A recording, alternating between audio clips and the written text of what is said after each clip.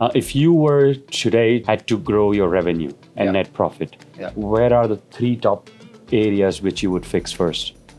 Oh man, I wish I had. But let's say you are a consultant, you hired for another bar. Yeah. How would you audit? I mean, first and foremost, I think is always like, your big cost expenditures are always going to be staffing, your rent, things like that. It's important that the staff that are working are making money and are taken care of. Like, you don't want to be overstaffed to the point where you're pushing money out the door and your staff isn't making any money because there's too many people in the pool, right?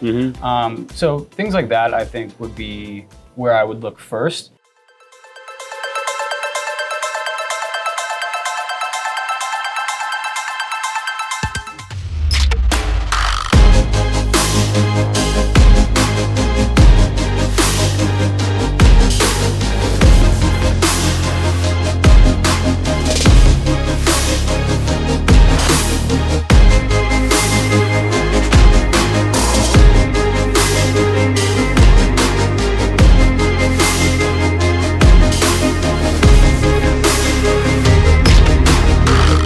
Hey guys, this is Sid Patel, CEO of Bartender Spirits Awards and Beverage Trade Network. I'm live here in Chicago at this amazing 9 bar in Chinatown, here with Joe, who owns this bar and obviously operates and manages the bar. We're going to talk about the current state of the bar business, right? We all know that, overall things are slow, but we're trying to understand on how they are navigating, what are the challenges they're facing, including the supply shifts that are happening, tariffs, consumer shift.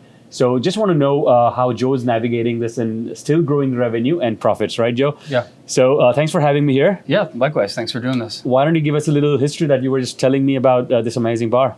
Yeah, so we are in a hybrid situation here. My partner, Lily's parents, owned a restaurant in Chinatown for about 30 years called Moon Palace. It was in the neighborhood for about 30 before that. We took over in 2022, moved their operation to takeout and delivery called Moon Palace Express, and now we operate 9 Bar, which is what a lot of people have described as Chinatown's first cocktail bar. Nice. I don't know if I'd do that distinction, but we're certainly the first dedicated bar space in a while in the neighborhood. Okay, what's the name reason of 9 Bar? 9 Bar? It's a little bit of a play on words. Okay. So Joe, if you think of like By Joe, By Ju, kind of means bar. Okay. Ba would be the place to drink. So Joe Ba is how you would say bar. And then Ba, the character is different, but the sound for 9 is the same. Okay. So it's a little bit of a play on words, and also fortuitously, our address also equals 9. So 216. Interesting. Equals 9. So nice little. Nice little nod there. Super. What about your background, Joe? You and Lily, how did you guys connect and what were you both doing before this? We were both career bartenders, and this kind of came about organically. We're also together in life. We had this opportunity, and it felt very organic to us and something that we identified as maybe a need in the neighborhood. It didn't seem right to us that a neighborhood like Chinatown that's so vibrant and has so many dining options didn't really have a space to grab like a really well-made cocktail pre or post dinner, or even that be the destination for the night. So we just really wanted to slot in there and give people another option within the neighborhood. Great. Let's come back to the current situations, right? Of course. Last 60 days, it's impacted the imported brands for sure in the way they think. Mainly the decision making, till my knowledge, has been a little paused, right? Right. Like the importers and distributors don't want to commit right now just because they don't know the import duties and what's going on. Right. But has that impact come on this side? Like, have you seen some products out or some decisions you have to now make that that you're asking suppliers that, hey, guarantee this is going to come and this is the price? I don't know if it's necessarily been any worse in the last 60 days. I think, like you said, there's definitely a lot of uncertainty. And I think that's been the case probably since November, since right after election times. But, we've been dealing with a lot of that since reopening out of COVID lockdowns with, issues within the supply chain. And it just seems that overall you have to be more focused on what will be in stock. It does get harder to maybe craft the menu, not knowing if a certain product will be there the full time that you're going to run said cocktail on said menu. So it does take a little more planning and a little more conversation, with our distributors and our brand reps and everybody else. But any particular items right now, let's say, especially, a little bit, I can touch base on the Asia part, Yeah. the items which are from Asia, and maybe especially Baiju, I saw that, right? Yeah. So what about those kind of items? I mean, prices have definitely fluctuated pretty greatly and Okay. have skyrocketed a little bit in the last few years and within the last 6 months as well. And I think maybe that's going to be a continued trend, but we're seeing that across the board, kind of like not things produced domestically, but anything from overseas right now might take a little longer to get. If something does go out of stock, that next shipment might not be coming immediately like it once did. And then again, even with domestic producers, I know that there's been issues with certain things in their supply chain. Obviously,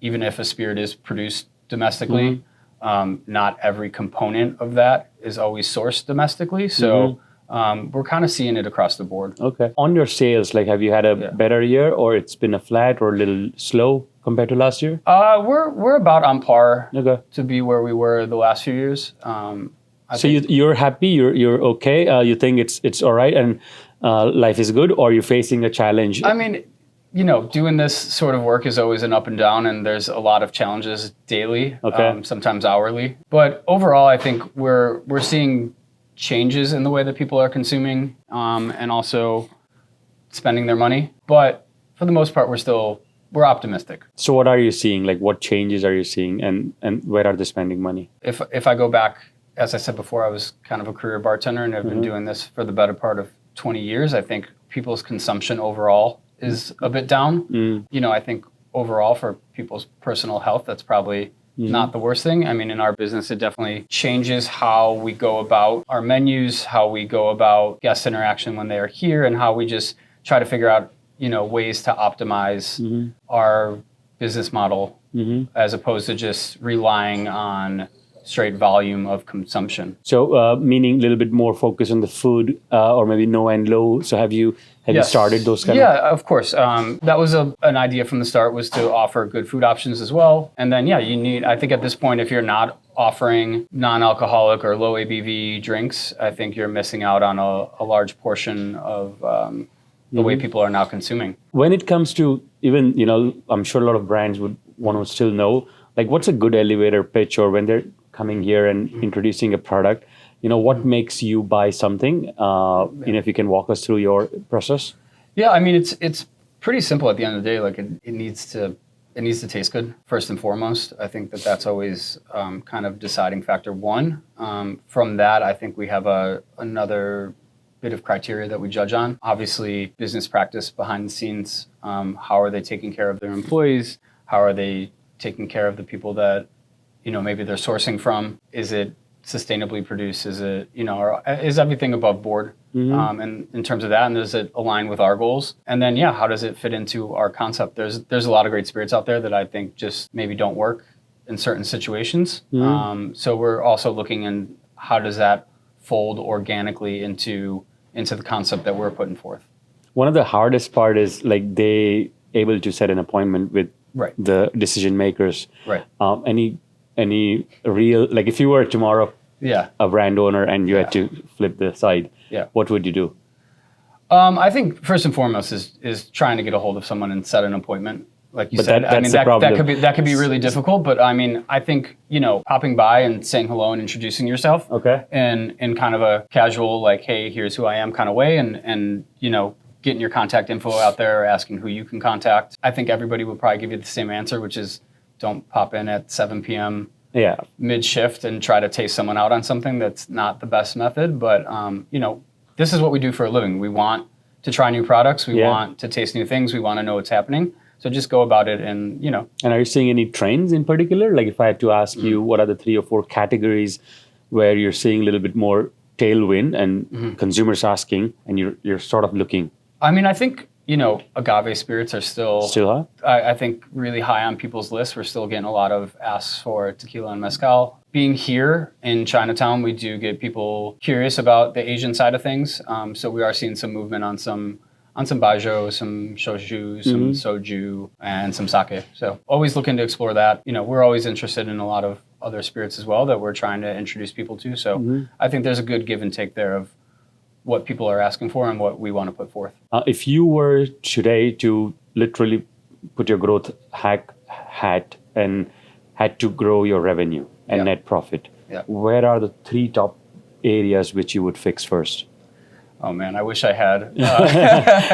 But let's say you are a consultant. I wish I had you the hired, hand in it. Yeah. You hired for another bar. Yeah. How would you audit? I mean, first and foremost, I think is always like, your big cost expenditures are always going to be staffing, your rent, things like that. Some things are going to be out of control if I was, like you said, in kind of a consulting scenario. But I think we're just going to look at things as a whole and see how do we become the most efficient? Are we using all the product that we're ordering? Are we using it, efficiently? Are we getting the most out of it? Where's the waste in that?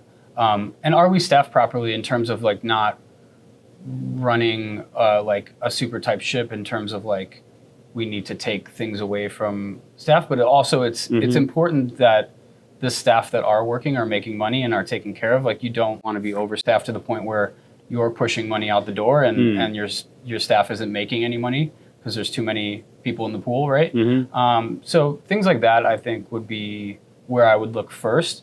Definitely on the efficiency side, like I said, are we using everything to the best of its capabilities? Do you guys look at upselling or put an effort, or it's more like inbound? I think it's more inbound, and it's more, again, organically. Like we're never going to be pushy and trying to get someone to do something that they don't want to do. Okay. But certainly if someone's asking about, some higher end Japanese whiskeys or something like that, then we can kind of navigate them towards that. And what are the 3 categories where you're completely not buying or reducing? I don't know if we necessarily stay away from anything in particular. We kind of try to... Gin is still good, you think? Yeah, I still love gin. We still have gin. Honestly, we get a lot of asks for gin cocktails, especially people seem to be into, at least here, they always ask for something kind of like gin and fruity and light and citrusy. So we always try to work that into a menu somewhere. Yeah, there's nothing that I would like inherently stay away from. Okay. You are going to be judging, and you are our judge as well at the Bartender Spirits Awards. So one of the things that we do is the blind, tasting as well for the quality. How do you sort of evaluate complete blind liquid?